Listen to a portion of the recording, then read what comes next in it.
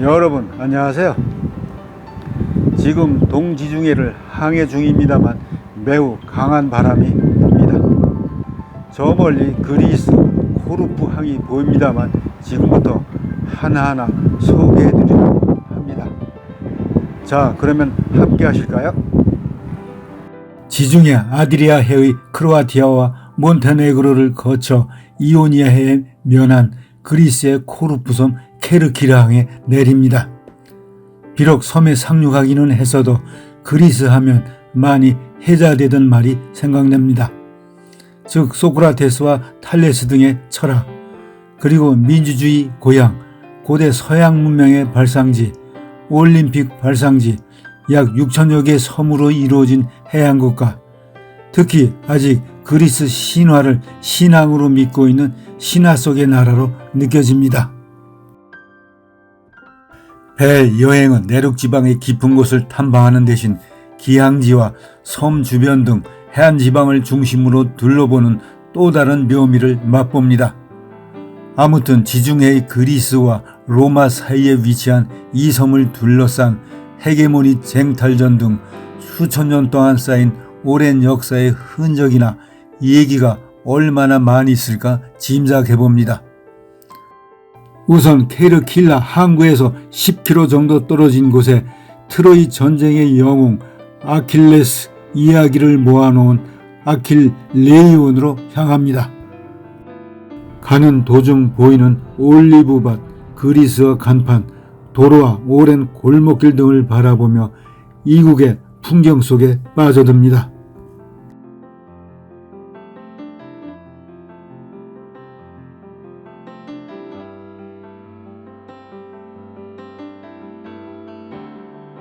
드디어 바다가 잘 보이는 가스투리 마을 언덕 위에 오스트리아 헝가리 제국의 엘리자베스 황후가 지은 아킬레이온 궁전 박물관에 도착합니다.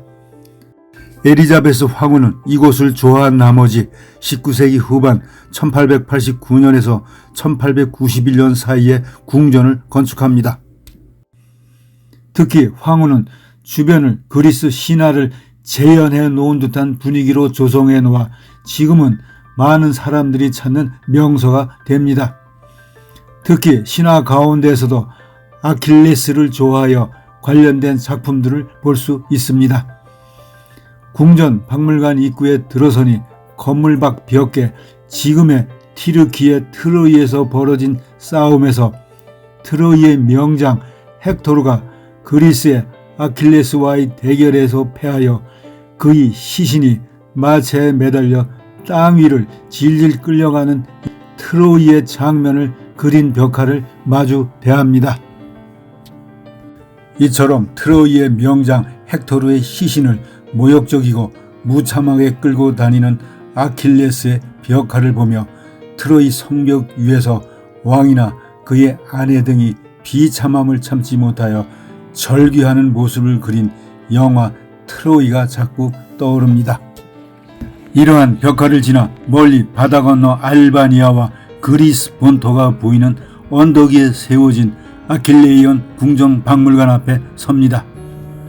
궁전 건물 앞 정원에 금방 알아볼 수 있는 장창과 방패를 든 아킬레스 조각상과 아킬레스가 발뒤꿈치에 독 화살을 맞고 서서히 죽어가는 대리석상을 바라봅니다. 특히 아킬레스 건에 꽂힌 독화살을 쥐고 괴로워하는 얼굴과 서서히 죽음에 다가가는 아킬레스의 모습을 조각한 대리석상 주위를 몇 번이고 돌아보게 됩니다. 사실 이 궁전은 아킬레스와는 직접적인 관련설은 없지만 앞서 말한 엘리자베스 황후의 그리스 신화에 대한 지극한 관심은 이곳에서 그리스 신화에 등장하는 번개의 신이자 절대 권력을 가진 최고의 신 제우스, 최고의 여신 헤라, 지혜의 신 아테나, 미의 여신 아프로디테, 바다의 신 포세이돈 등 다양한 신들과 인간 세상에서 무용을 펼친 헬라크레스, 테세우스, 아킬레스 등과 같은 신화 속의 영웅들을 다시 한 번 더 생각할 수 있다는 점입니다. 여기서 아킬레스는 바다의 여신인 테티스와 인간 펠레우스 왕 사이에 태어난 신과 인간의 피가 섞인 신화 속의 인물이라는 점에 주목합니다. 이렇게 태어난 갓난 어린 아킬레스를 불사신의 육체로 만들기 위해 그의 어머니 테티스는 저승의 스틱스 강에 담그지만 테티스가 잡고 있었던 발뒤꿈치 부분은 강물에 닿지 않아 이곳에 힘줄은 치명적인 상처를 입을 수 있게 됩니다. 이것이 우리가 익히 아는 전설적인 아킬레스 건입니다. 그런데 아킬레스가 트로이 전쟁에 참전하면 훌륭한 명예를 얻는 대신 죽을 운명이란 계시에 테티스는 아들을 전쟁터에 내보내지 않으려고 여러 방법을 썼으나 결국 트로이 전쟁에 나서 아킬레스건의 독 화살을 맞게 되지요.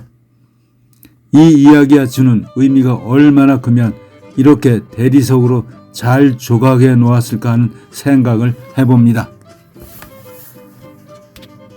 사실 이 이야기는 우리가 배워 잘 알고 있듯이 기원전 약 800년경 활동했던 서양 문명의 근원으로 문학, 철학, 음악, 언어, 정치 등 다방면에 큰 영향을 준 그리스의 시인 호메로스가 쓴 대서사시 일리오드와 오디세이아에서 나옵니다만 어린 학창시절 읽은 트로이 전쟁 영웅간 싸우는 대목은 아직도 진하게 기억에 남을 정도입니다.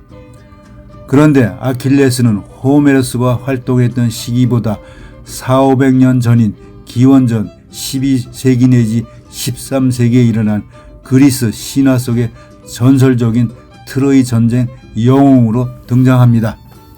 이런 시기적 상황으로 미루어 일리아스와 오디세이아에 나오는 이야기는 신화 속의 문학이냐 팩트가 있는 역사냐 하는 논쟁이 이어져 옵니다. 그런데 19세기 독일의 고고학자 하인리 슐리만이 트로이 유적지를 발굴하여 트로이 존재가 밝혀져 다수의 학자들은 이를 믿고는 있지만 트로이 전쟁의 역사성을 둘러싼 진위 여부는 여전히 미해결 과제로 남아있음을 동시에 봅니다. 다소 먼 듯한 바다를 바라보며 아킬레이온 궁전 주변 여러 신들의 모습을 조각해 놓은 석상과 화려한 궁전 안의 그림과 조각상들을 살펴봅니다. 이어 궁전 주변의 올리브 열매가 바람에 흔들리는 모습은 그때나 지금이나 같을까 생각해봅니다. 그러면서 호메로스가 쓴 트로이를 공격하는 10년 중에서도 마지막 50여일간의 싸움을 집중적으로 그린 일리아드와 아킬레스가 발뒤꿈치에 트로이 왕자 파리스가 쏜 화살이 꽂혀 죽고 목마를 이용하여 트로이를 함락시킵니다. 트로이 전쟁의 또 다른 영웅인 오디세우스가 귀향길에 겪는 10년간의 모험담을 담은 오디세이 등 두 내용을 각각 담은 책이 후세해주는 영감과 시사점이 크다는 것을 실감합니다. 이렇게 궁전 박물관의 아킬레스 대리 석상 등을 둘러보면서 그리스와 오랫동안의 숙적인 페르시아와의 관계가 머리를 스칩니다. 이는 아킬레스의 상대가 지금의 티르키의 트로이이기 때문이지요. 여기서 짧고 단편적인 역사 지식으로 본 양 지역의 치고받은 사건들을 기억합니다. 즉 대략 3200년 전인 기원전 13, 12세기 무렵 스파르타의 왕은 트로이 왕자 파리스에게 왕비를 빼앗긴 것을 계기로 그리스 연합군을 조직하여 트로이를 공격하여 멸망시킵니다. 이러한 트로이 전쟁 이후 약 700여 년이 흐른 기원전 499년부터 페르시아의 선공으로 시작된 약 50년간의 그리스 페르시아 전쟁, 그리고 기원전 336년경 알렉산더 대왕의 페르시아 등의 원정, 그리고 지배해오던 서기 5세기 서로마 제국의 몰락과 동로마 제국이 1453년 멸망함과 동시에 그리스는 오스만 티르크 제국의 통치하에 들어갑니다. 그 후 그리스는 1830년 해방될 때까지 약 400여 년간 그들의 지배를 받으면서도 끊임없이 저항하면서 자신의 정체성과 자부심을 저버리지 않는 등의 대단함을 느낍니다.